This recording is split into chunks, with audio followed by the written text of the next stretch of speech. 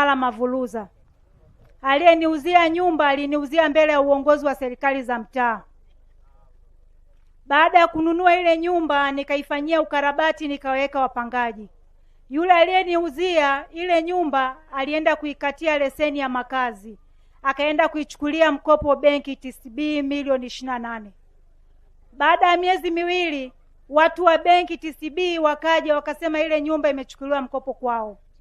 Nikaenda kutoa taarifa, kufungua kesi kituo cha Kimara Mavuruza.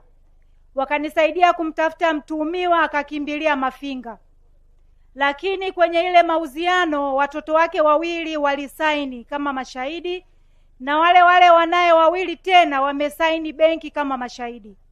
Ikabidi polisi wakawakamata wale vijana, ni wakubwa, wako chuo Kurasini, wanasoma Kurasini, wako mwaka wa mwisho chuo.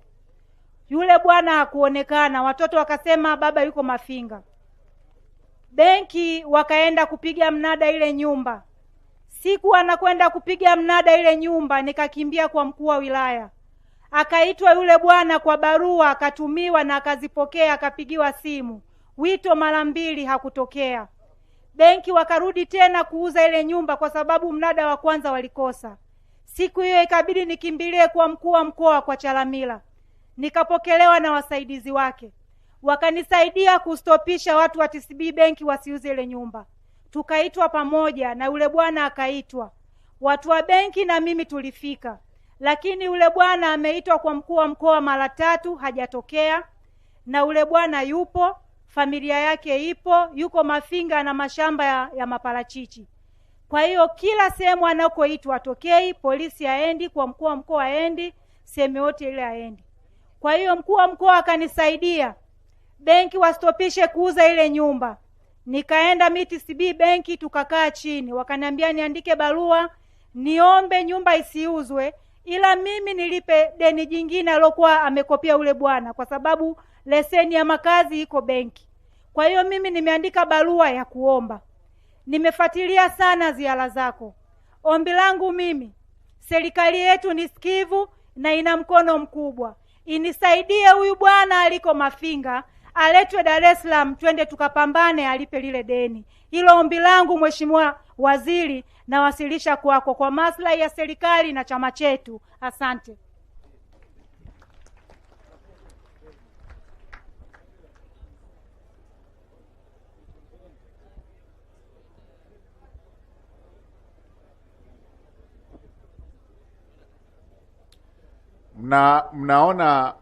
Mnaona watu wanavyofanya uonevu wa makusudi.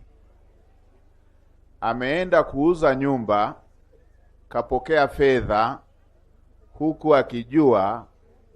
huku akijua nyumba ile amekopea. Makusudi. Utapeli wa makusudi. Utapeli wa makusudi.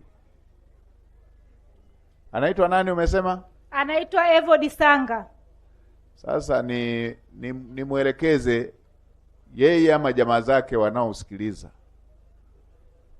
aende akaripoti kule benki, abadilishe collateral, abadilishe